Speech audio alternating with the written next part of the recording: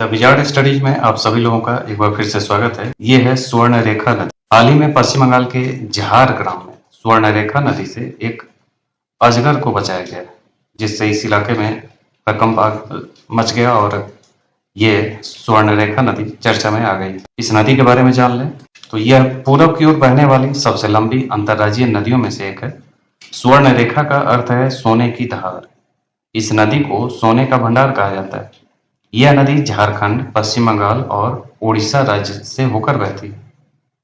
इसका उद्गम झारखंड के रांची जिले के नागरी गांव के पास 600 मीटर की ऊंचाई पर स्थित है। यह नदी तांबा खनन क्षेत्र से होकर पूर्व की ओर बहती है और हुंडरू जलप्रपात के पास छोटा नागपुर पठार के से बाहर निकलती है।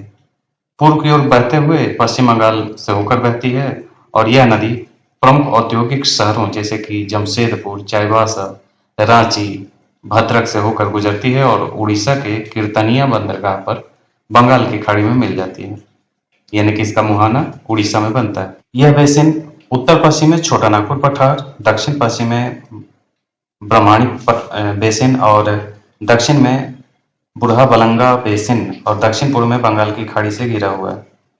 इस नदी की प्रमुख सहायक नदी कांची, खरकई और करकरी है।